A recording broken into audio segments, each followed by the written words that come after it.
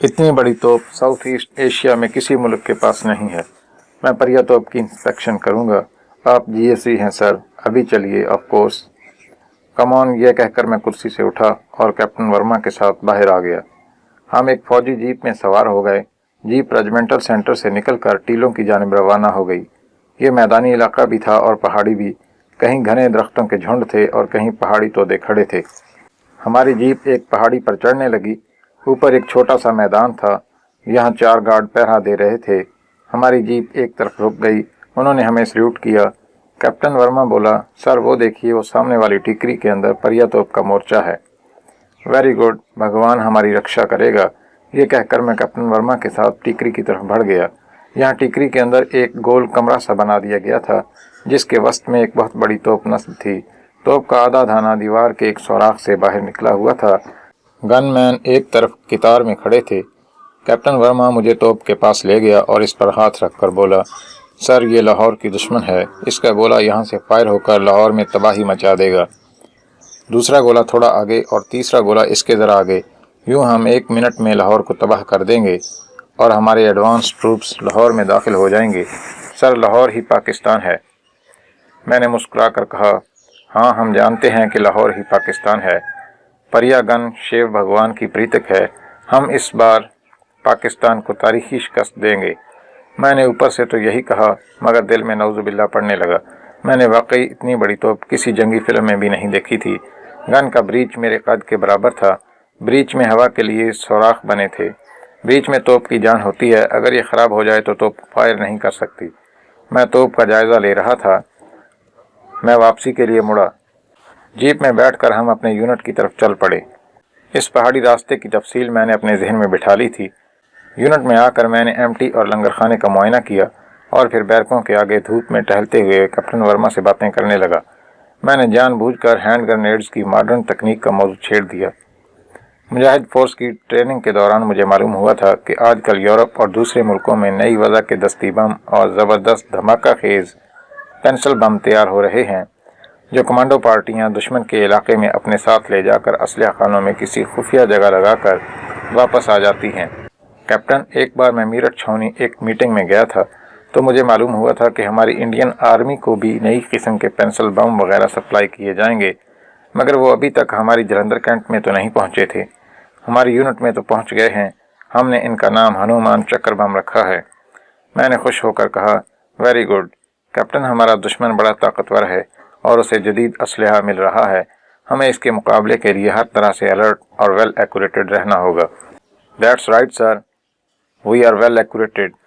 गुफ्तगू के दौरान मैंने मालूम कर लिया कि हनुमान चक्कर नाम के पेंसिल बम यूनिट एमुनेशन रूम में पड़े हैं।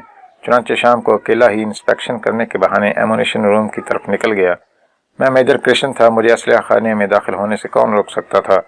गार्ड ने फौरन दरवाज़ा खोल दिया। ये एक बहुत बड़ी बैरक थी जिसके ऊपर सिवाय दफ्तर के कुछ नहीं था, मगर असलहे का ज़ख़ीरा ज़मीन के अंदर गहरी सुरंग में था। सुरंग की दीवारों के साथ साथ एमुनिशन के बड़े बड़े क्रेट लगे हुए थे। गार्ड के 2 सिख सिपाही मेरे पीछे पीछे चल रहे थे।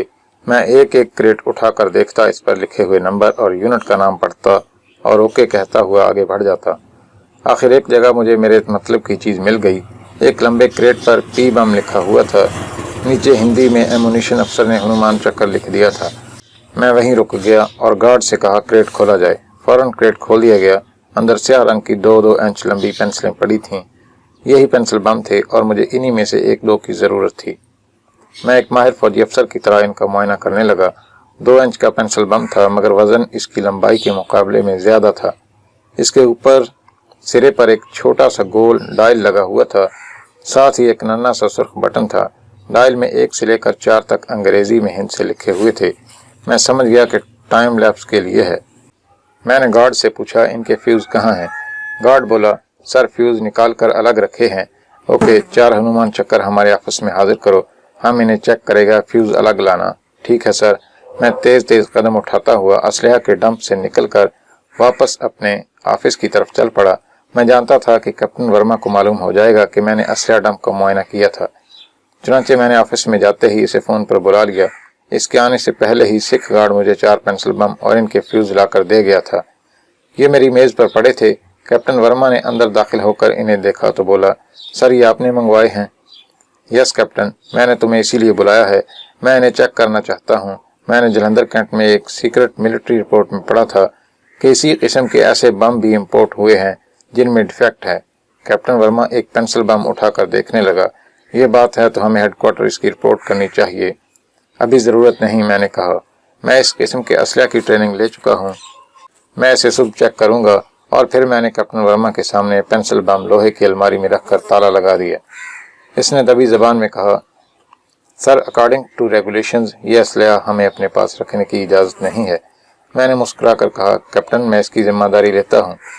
कैप्टन ने उठकर सल्यूट किया और बोला, दैट्स राइट सर, आप डिनर मेस में करेंगे या तुम लोगों के साथ डिनर का लुत्फ आता है। Thank you sir. ये कहकर वो चला गया। मैंने महसूस किया कि वो कुछ संजीदा हो गया था। मुझे खदशा हुआ कि कहीं से शक तो नहीं हो गया।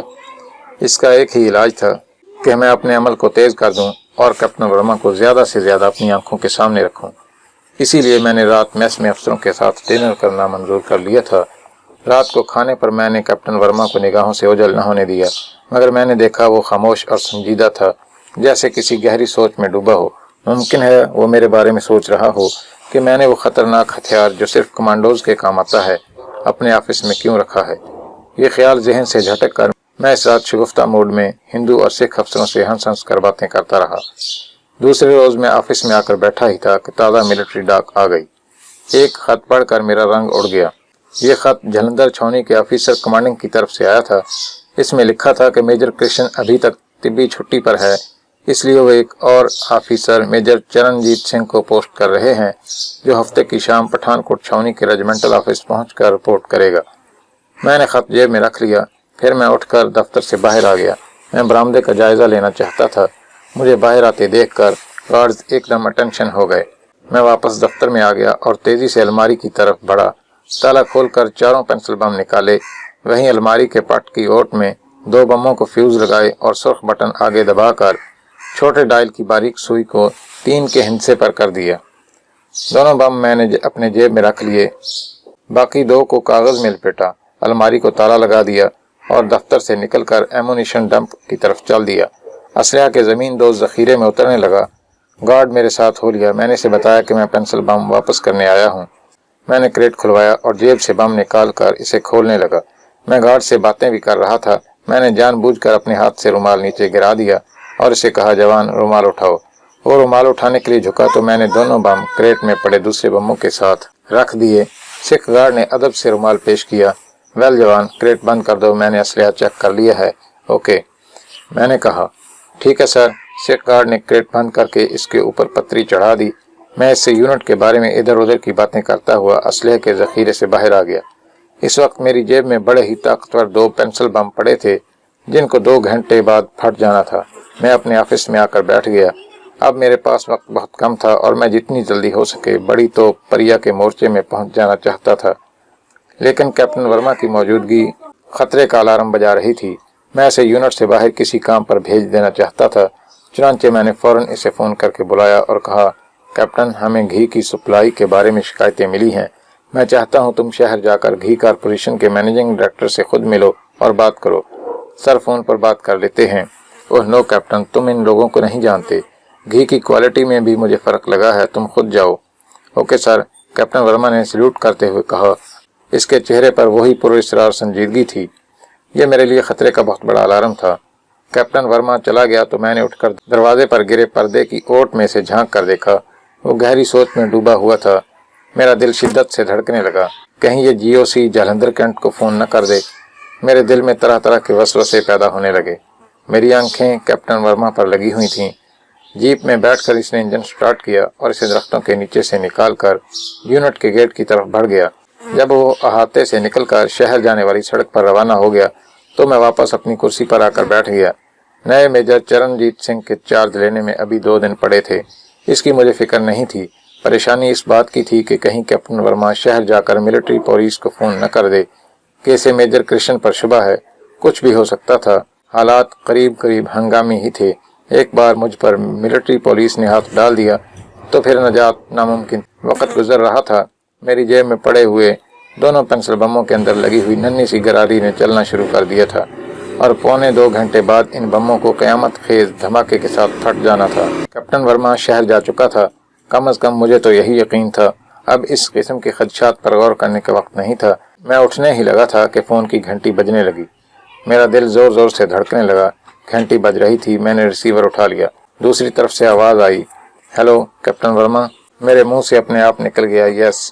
دوسری طرف سے بھاری آواز آئی، میں جلندھر کینٹ ریجیمنٹل سے کرنل بہادر راج مکھرجی بول رہا ہوں۔ یس سر۔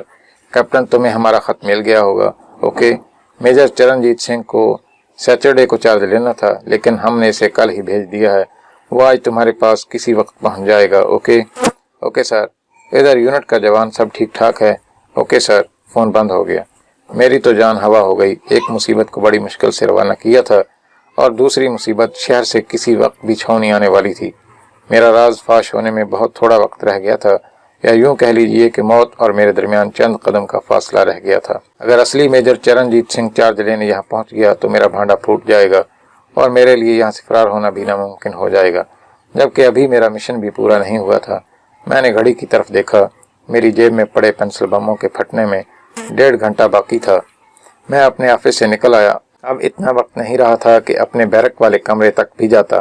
میں درختوں میں کھڑی دوسری جیپ تک پہنچا اور تیزی سے پریا توپ کے مورچے کی طرف روانہ ہو گیا۔ ٹیکری تک پہنچتے پہنچتے مجھے 7-8 منٹ لگ گئے۔ میری جیپ دیکھ کر وہاں کے گارڈ اٹینشن ہو گئے۔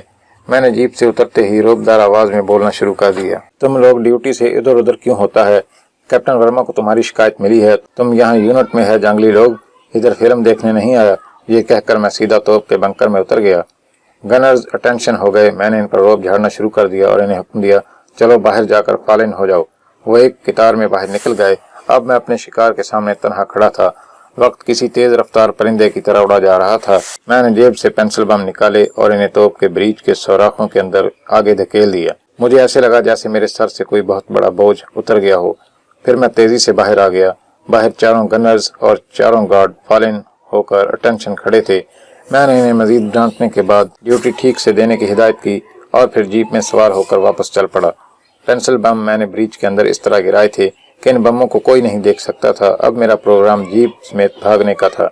بموں کے پھٹنے میں 1 گھنٹہ کچھ منٹ باقی تھے۔ میری جیپ یونٹ کے گیٹ کے قریب پہنچ گئی۔ جیپ کو گیٹ میں لے جانے کی بجائے میں تیزی سے گزر گیا۔ راستے میں مجھے کیپٹن ورما کے ملنے کا اندیشہ تھا اور ایسا ہی ہوا۔ ابھی میں 1 فرلانگ بھی نہیں گیا تھا کہ سامنے سے کیپٹن ورما کی جیپ آتی دکھائی دی۔ میں اس سے بات کیے بغیر نکلنا نہیں چاہتا تھا۔